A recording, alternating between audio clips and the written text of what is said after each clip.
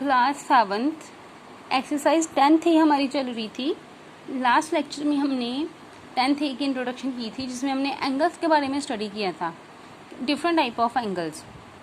तो उसमें हमने मेन दो चीज़ें सीखी थी, एक तो कम्प्लीमेंट्री एंगल, एक सप्लीमेंट्री एंगल। और उसके साथ हमने ये देखा था टाइप्स, कितनी टाइप्स के एंगल्स हैं, जिसमें हमने linear pair, vertical opposite angle ऐसे रीड किए थे। जो लीनियर पेयर होते हैं मतलब जो एक ही लाइन पे एंगल बना रहे हैं और उनका टोटल हमेशा 180 होता है, ये बताया था। और जो क्रॉस बनाते हैं वो वर्टिकल ऑपोजिट एंगल होते हैं और हमेशा वो इक्वल होते हैं। अब इसी पे बेस्ड हमारे क्वेश्चन हैं। क्वेश्चन नंबर 7 कर रहे हैं हम एक्सरसाइज 10th A का। The measure of one of the angle is given. हमने उसके बाकी के एंगल्स फाइंड करने हैं। ये ऐसी फिगर थी, ये मुझे दिया हुआ है 93 डिग्री। अगर मैं ये ना देखूं तो ये टोटल जो ये चीज़ है वो लीनियर पेयर है। तो क्या बताया था मैंने कि कितना एंगल होता है ये 180 डिग्री। अगर ये वाला 93 है तो ये कितना आ जाएगा, 180 में से 93 माइनस कर दो तो कितना आंसर आएगा 87। अब अगर मैं ये चीज़ ना देखूं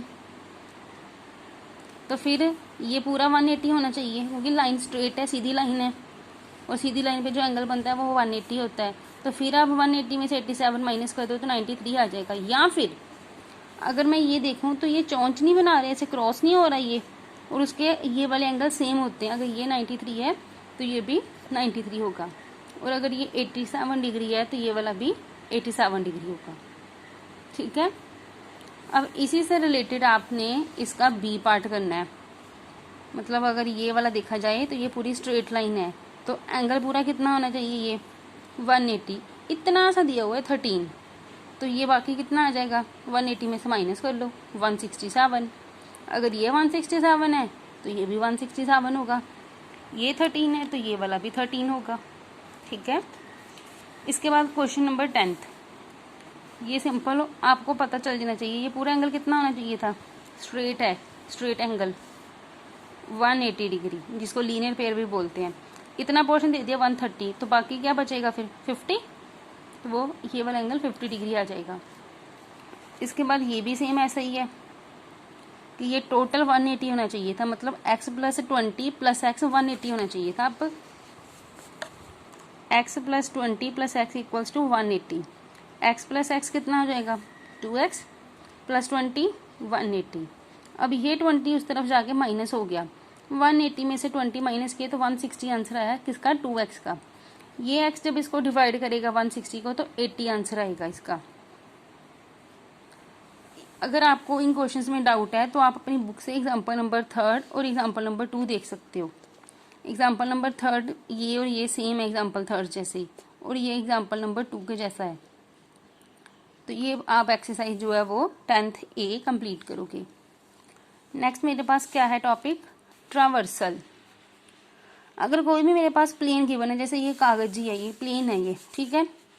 ट्रावर्सल एक लाइन होती है जो इंटरसेक्ट करती है 2 और मोर लाइंस एट डिस्टिंक्ट पॉइंट। जैसे मान लो मेरे पास ऐसे 2 लाइंस पड़ी हुई है, ये लाइंस है 2 लाइंस। ट्रावर्सल लाइन कौन सी होगी, जो कहीं और से आएगी, जैसे ये इसको डिफरेंट पॉइंट्स पे कट कर रही है। यहाँ पे और लाइंस भी आ सकती थी, जितनी मर्जी लाइंस हों। और ये ट्रावर्सल लाइन है जो मैं स्केल शो कर रही हूँ, इसको डिफरेंट लाइन पॉइंट्स पे कट कर रही है, ये लाइन मिल रही है कह लो। ठीक है। तो ये कौन सी होगी, ये लाइन फिर ट्रावर्सल। ट्रावर्सल लाइन क्लियर होगी है। ट्रावर्सल लाइन से हमें बहुत सारे एंगल्स जो है वो फाइंड आउट होते हैं, जिसमें कि हमारे पास